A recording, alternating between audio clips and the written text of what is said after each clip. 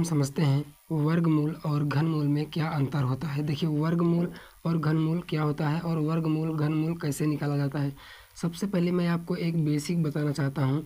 देखिए जैसे यहाँ पे लिखा हुआ है रूट का 2 और यहाँ पे आपको 2 लिखा हुआ मिलेगा, इस तरीके से आपको मिलेगा। तो समझ जाना है आपको, इसका हमें क्या करना है, वर्गमूल निकालना है। क्या निकालना है, वर्गमूल निकालना है।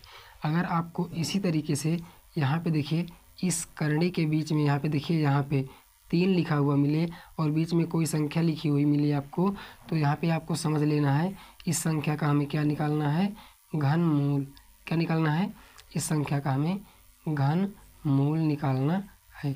तो आई होप आपको समझ में आया होगा वर्गमूल किसे कहते हैं और घनमूल किसे कहते हैं।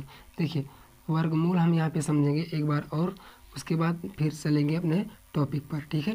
देखिए यहाँ पे जैसे 4 लिखा हुआ है और यहाँ पे इस तरीके से आपको स्क्वायर लिखा हुआ मिले, तो यहाँ पे आपको समझ लेना है कि हमें क्या करना है, 4 का वर्गमूल निकालना है।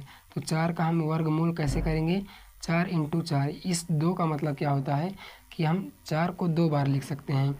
यहाँ पे देखिए जो ये 4 लिखा हुआ है और इसके जो ऊपर घात लगी हुई है, देखिए ब्रैकेट के ऊपर, इसको क्या लिखेंगे, 2 बार लिखेंगे।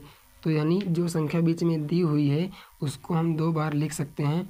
तो यहाँ पे 4 का वर्गमूल निकालेंगे तो 4 चौक कितना होता है, 16। ये होता है वर्गमूल और ये होता है वर्ग, ठीक है। जिस संख्या का हम निकालते हैं वर्गमूल वो होता है वर्ग, ठीक है। जैसे हम 4 का निकालेंगे वर्गमूल, देखिए 4 का वर्गमूल निकालेंगे तो 4 का वर्गमूल होता है 16 और जिस संख्या का हम निकाल रहे हैं, कौन सी संख्या है हमारी, 4 है, तो 4 क्या होता है, वर्ग होता है, ठीक है। 4 क्या होता है, वर्ग, और जो संख्या हमारी निकल कर आई है वो होता है वर्गमूल। इतना समझ में आया। चलिए आपको इतना अच्छे से समझ में आ ही गया होगा। उसके बाद फिर से हम यहाँ पे देखेंगे घनमूल। घनमूल क्या होता है, अगर आपको ब्रैकेट के अंदर कोई अंक लिखा हुआ मिले और यहाँ पे 3 घात आपको दिखे इसके ऊपर, तो यहाँ पे हम क्या करेंगे, उस संख्या को हम कितनी बार लिख सकते हैं, 3 बार लिख सकते हैं। कितनी बार, 3 बार। देखिए 2 है तो हम 2 को कितनी बार लिखेंगे, 3 बार। यहाँ पे देखिए 3 है तो 3 बार लिखेंगे। यही होता है हमारा घनमूल। इसको हम जब करेंगे हल तो यहाँ पे 2 दूनी 4 और 4 दूनी कितना होता है, 8। यानी ये होता है घनमूल, ठीक है। ये होता है घनमूल और ये होता है घन, ठीक है। घन और घनमूल आपको अच्छे से समझ में आया होगा। अगर आपको कहीं भी इस तरीके से दिखे तो यहाँ पे क्या निकालना है, इसका वर्गमूल। क्या निकालना है, क्या निकालना है, इसका वर्गमूल, ठीक है। और यहाँ पे इसी तरह आपको दिखे कहीं घात 3 दिखे तो यहाँ पे घनमूल। क्या निकालना है, घनमूल। और देखिए यहाँ पे समझिए, अगर आपको रूट में कहीं भी इस तरीके से दिखे, ठीक है, इस तरीके से दिखे तो यहाँ पे निकालना है वर्गमूल, ठीक है, वर्गमूल। और यहाँ पे इसी तरीके से करने में आपको 3 दिखे तो यहाँ पे क्या निकालना है, घनमूल। क्या निकालना है, घनमूल। आई होप आपको ये भी समझ में आया होगा और ये भी समझ में आया होगा, ठीक। इतना क्लियर हुआ और इतना क्लियर हुआ। चलिए अब यहाँ पे हम समझते हैं जो हमारी सवाल है। चलिए सवाल को कर लेते हैं। तो यहाँ पे सबसे फर्स्ट नंबर सवाल क्या है, 4 का वर्गमूल क्या होता है। तो 4 को हम इस तरीके से लिख सकते हैं और 4 को हम इस तरीके से भी लिख सकते हैं, ठीक है। 4 को इस तरीके से भी लिख सकते हैं। तो यहाँ पे दोनों का मतलब एक ही है, ठीक है, दोनों का मतलब एक ही है। यहाँ पे 4 को हम इस तरीके से करेंगे तो यहाँ पे 16 आ जाएगा, ठीक है। और इसी 4 को हम यहाँ पे निकालेंगे, 4 × 4 कर देंगे तो यहाँ पे क्या हो जाएगा, 16 आ जाएगा। इतना समझ में आया। तो यहाँ पे 4 का करेंगे तो 4 चौक 16 हो जाएगा।